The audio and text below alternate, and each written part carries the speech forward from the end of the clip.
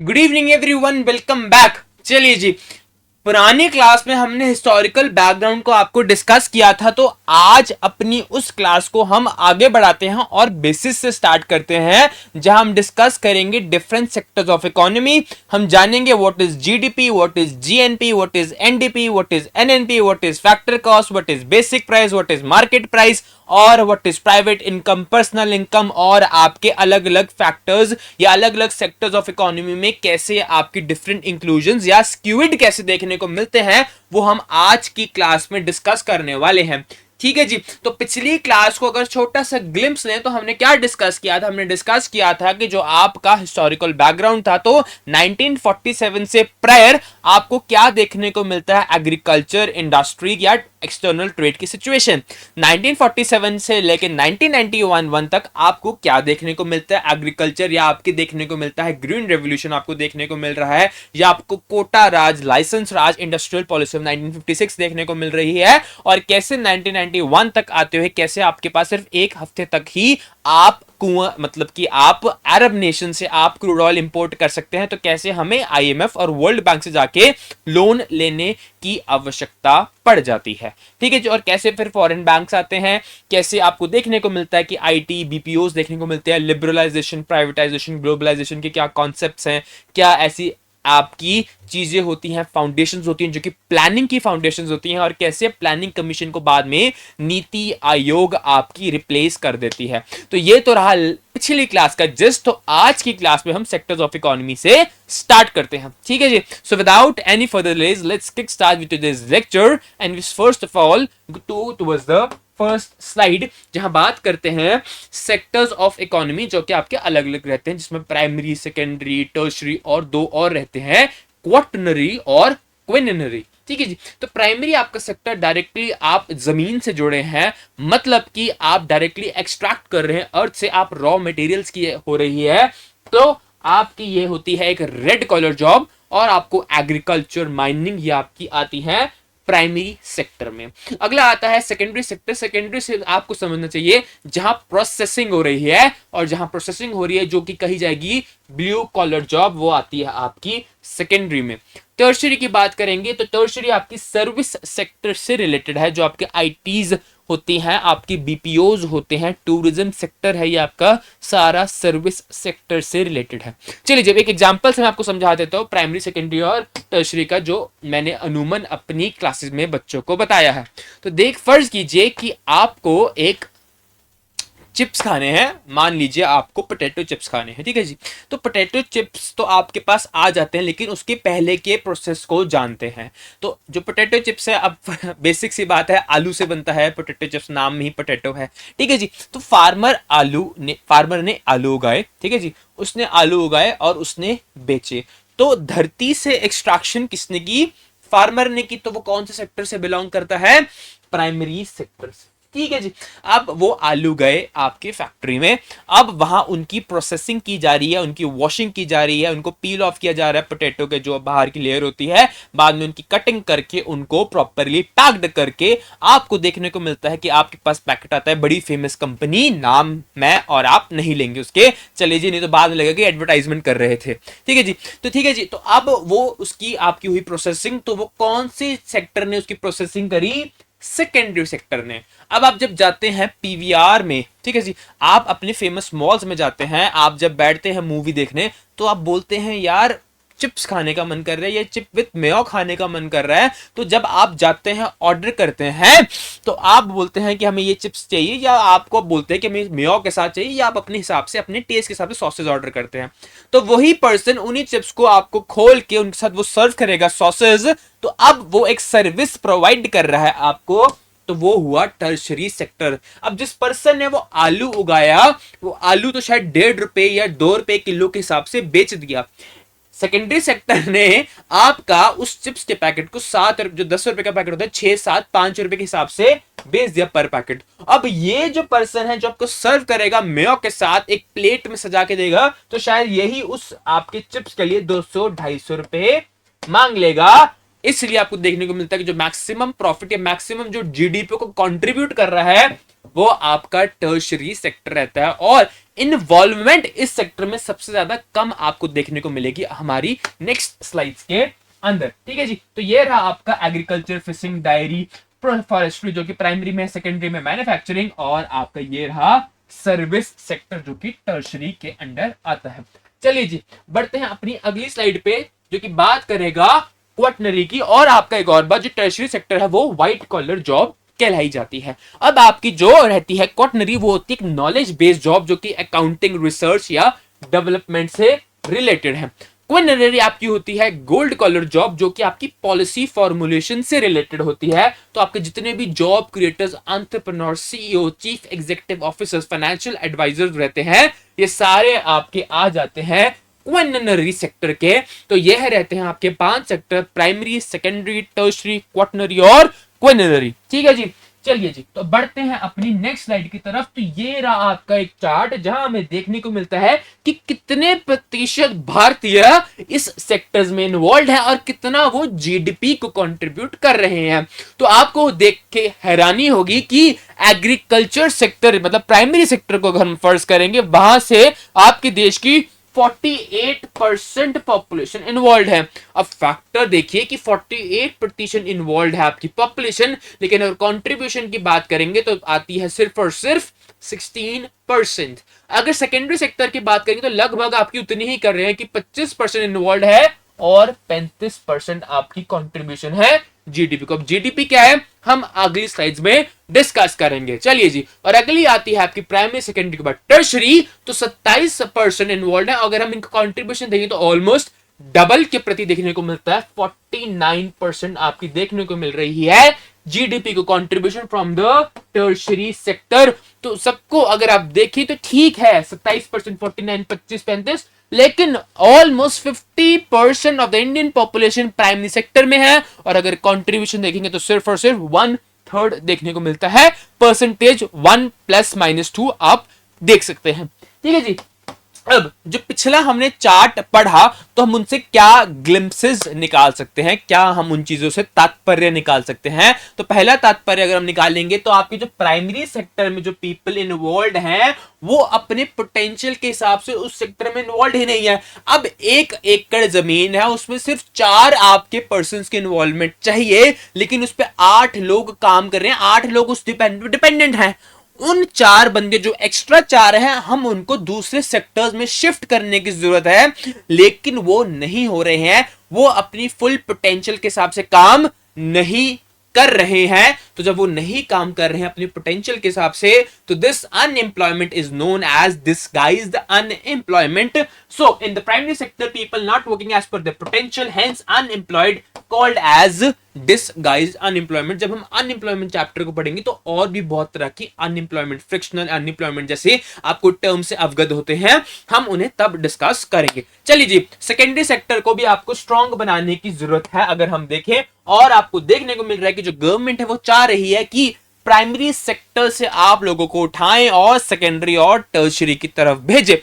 ठीक है जी, और अगला पॉइंट आता है फ्रॉम प्राइमरी टू सेकेंडरी। अगर हम देखें तो हम किसकी बात करते हैं, हम बात करते हैं स्किल इंडिया और वोकेशनल ट्रेनिंग प्रोग्राम्स जैसी, ताकि वो लोग टेक्निकल ट्रेनिंग्स लेके मशीन्स को कैसे ऑपरेट कर सकते हैं वो जरूर सीखें। और अगर आपको टर्शरी सेक्टर में जाना है तो आपका एजुकेटेड होना बहुत ज्यादा जरूरत है। ठीक है जी, और अगला आपको बात करता है शिफ्ट करना का, ताकि आपकी लेबर फोर्स को आप पार्टिसिपेटिव और प्रोडक्टिव और इंक्लूसिव, पार्टिसिपेटिव, प्रोडक्टिव और इंक्लूसिव, ये बहुत ज्यादा 3 इंपॉर्टेंट वर्ड्स हैं। तभी आप अपनी लेबर फोर्स को कारगर साबित कर पाएंगे, नहीं तो वो चार्ट आपका वैसे का ही वैसे रहने वाला है। चलिए जी, अब बात करते हैं अगला कुछ आपकी टेक्निकल टर्म्स का कि आपका पब्लिक गुड्स और आपके प्राइवेट गुड्स में क्या फर्क है। ठीक है जी, तो प्राइवेट गुड्स और पब्लिक गुड्स के अगर हम बाद में डिफरेंशिएट करेंगे तो आपको जो पब्लिक गुड है वो है नॉन एक्सक्लूडेबल, मतलब कि विल गेट, मतलब कि जो आपके जो सब सड़क पे चलते हो। ठीक है जी, तो आपको देखो कोई स्ट्रीट लाइट्स लगी होती हैं तो आप क्या पैसे देते चलते हो, पैसे पैसे नहीं नहीं नहीं, वो सबके लिए सामान्य है, तो मतलब आपको पेमेंट करने की जरूरत नहीं है। अब आप घर के आसपास क्राइम हुआ, ठीक है जी। तो अब ऐसा तो है नहीं है कि पुलिस आएगी वो बोलेगी अरे यार ये तो अपना दोस्त है, भाईचारा है, इसको हम कुछ नहीं कहेंगे। नहीं, वो सबके लिए बराबर है। ठीक है जी। अगर आपके घर में आग लगी है, पूरे मोहल्ले में आग लगी हुई है, तो जहां सबसे ज्यादा वल्नरेबल सिचुएशन है, एम्बुलेंस वहां जाके आग बुझाएगी, उसका माफ कीजिएगा, फायर ब्रिगेड जाके आग बुझाएगी। इसका मतलब ये नहीं कि वो आपके दोस्तों से पहले आपके लिए आगे आग बुझाएंगे। वो सर्विस सबके लिए बराबर है। तो ये रहता है पब्लिक गुड्स के प्रति। और प्राइवेट गुड्स में जिसका पैसा उसके लिए सर्विस, उसी की ही लाठी उसी का ही जोर। तो ट्रेड ऑफ है, मतलब कि अगर आप पैसा दे सकते हैं तो आइए देख लीजिए बीएसएनएल। जब बीएसएनएल की आपकी सर्विस होती, टेलीकॉम की सर्विसेज होती थी, तो कैसे आपकी कितनी प्रॉब्लम्स देखने को मिलती थी। लेकिन जब आप प्राइवेट सेक्टर की तरफ जाते थे तो आपको कितनी अच्छी और स्मूथ सर्विस देखने को मिलती थी। और सेम आपकी एक्सक्लूडेबल है कि आपको पेमेंट करनी पड़ेगी अगर आपको बेटर सर्विसेज चाहिए। ठीक है, चलिए पढ़ते हैं अपनी अलग साइड की स्टॉक वेरिएबल और फ्लो वेरिएबल में क्या डिफरेंस है। अभी ये टेक्निकल टर्म्स है, जब हम आगे आने वाले क्लास में डिस्कस करेंगे इंडस्ट्रियल सेक्टर को, तब आपको ये टर्म्स डायरेक्टली यूज करेंगे, तब मैं आपको इनके मतलब नहीं बताऊंगा। अब फ्लो वेरिएबल का क्या है, चेंजेस विद टाइम। दूसरा, how much has been used within a specific period of time.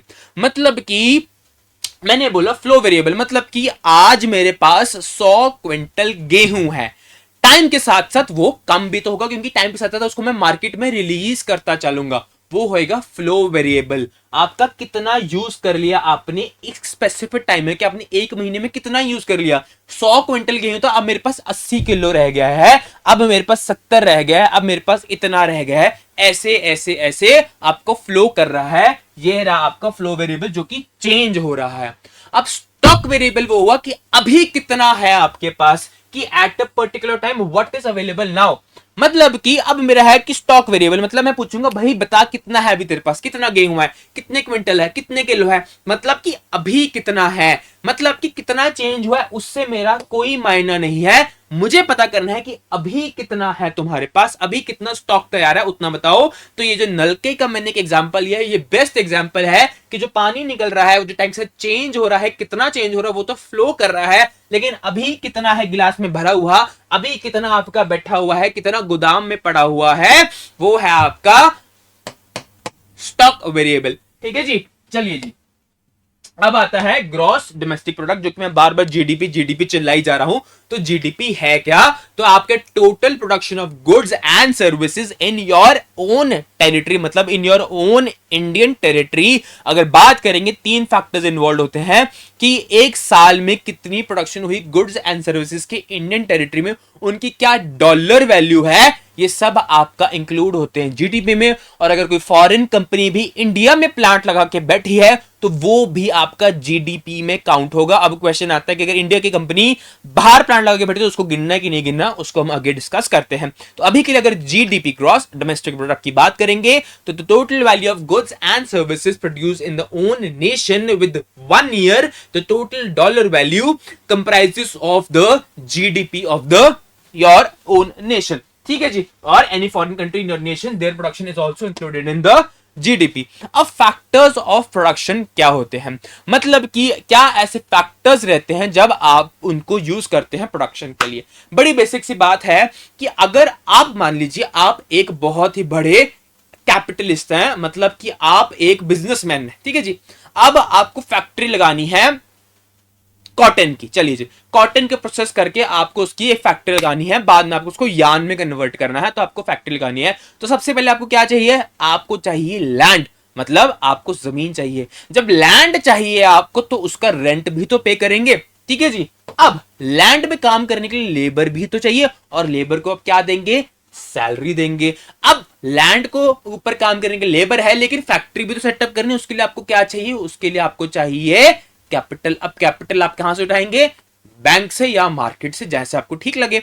उस पे आप क्या देंगे, इंटरेस्ट। और अगर आप एंटरप्रेन्योर हैं, मतलब आप कैपिटलिस्ट हैं, तो आप किस चीज के लिए काम करेंगे, आप करेंगे पैसा, प्रॉफिट के लिए काम करेंगे। तो आपके 4 फैक्टर्स ऑफ प्रोडक्शन जो कि कंप्राइज करते हैं लैंड का, लेबर का, एंटरप्रेन्योर का और कैपिटल का, और उस पे क्या आपके देखने को मिलते हैं, ये 4 फैक्टर्स ऑफ प्रोडक्शन। ठीक है जी, बहुत ज्यादा इंपॉर्टेंट है, इन्हें हम आगे अभी डिस्कस करेंगे जब हम जीडीपी कैलकुलेशन में इनको देखेंगे। चलिए जी आगे बढ़ते हैं कि अगर सप्लाई साइड से आपको जीडीपी कैलकुलेट करनी है तो आप कैसे करेंगे। ठीक है जी, अब मान लीजिए कि आपने एक कार बनानी है, ठीक है जी।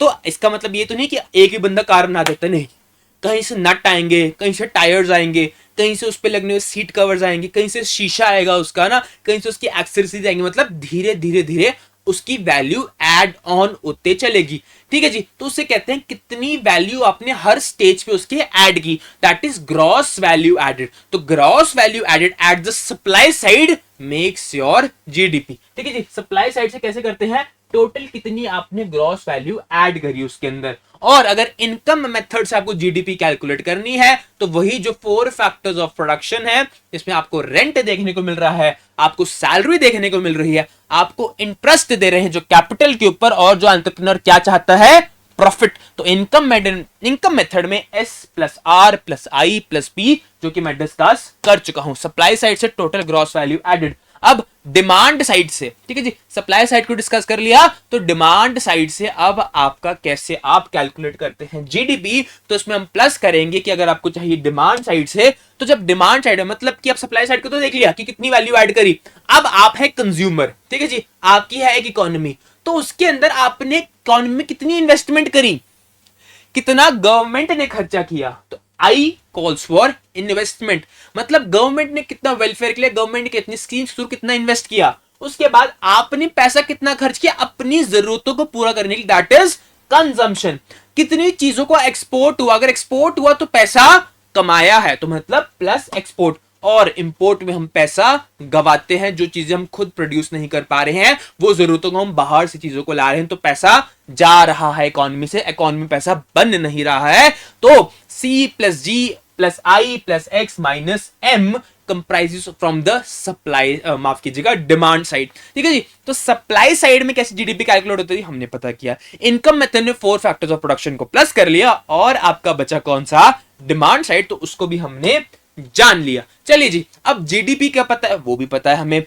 सप्लाई साइड से क्या होता है पता कर लिया, डिमांड साइड से क्या होता है पता कर लिया, इनकम मेथड क्या होता है पता कर लिया। जब इतना कुछ पता कर लिया, अब बात कर लेते हैं एनडीपी की, कि यार जीडीपी क्या है, तो ये एनडीपी का मतलब नेट डोमेस्टिक प्रोडक्ट क्या है। तो डेप्रिसिएशन क्या होता है कि जो टाइम के साथ साथ चीजों की वैल्यू कम होती है।